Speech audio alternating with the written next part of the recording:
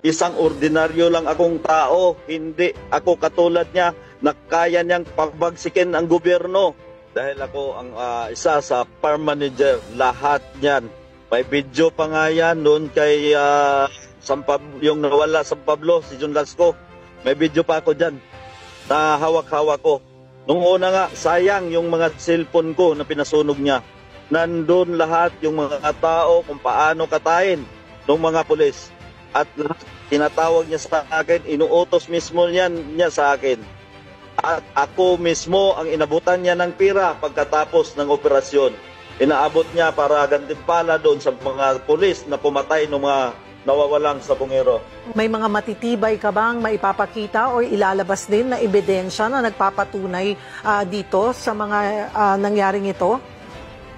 Yes, mayroon ako. May mga butcher ako na binabayad dyan sa mga pulis na yan. May mga butcher ako. Ang mali lang nila, hindi lang nila nakuha yung butcher sa akin. May mga pizza, may mga taon, at may mga tao at may pirma kung sinong kumuha. At saan ko kinuha yung pira na yon at saan ang galing. Galing yan mismo kay Mr. Atungang.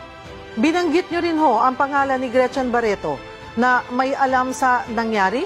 Ano ba yung basihan nyo rito? Bakit siya nadadawit ang kanyang pangalan? Bakit nyo ho idinadawit ang kanyang pangalan?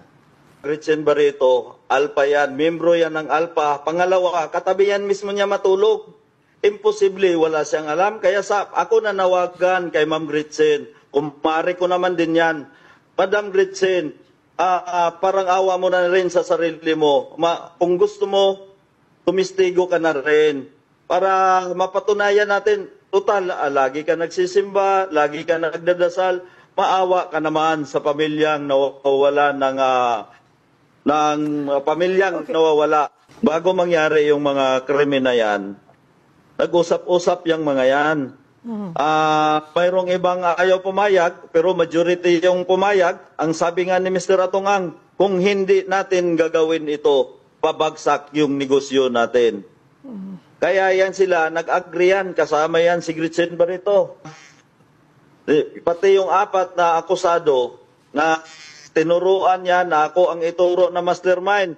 Nandun sa farm niya yan, andun nakatira, andun ang pamilya, inalagaan niya yan at binigyan niya ng pira para gamitin niya against sa akin. Halata. Sabi ko nga, Cyril, kahit baliktarin nyo ang tanong nyo sa akin, kaya kong sagutin. Pero subukan mo tanungin yung apat na yon. Tingnan natin kung makasagot ng diretsa sa inyo yon.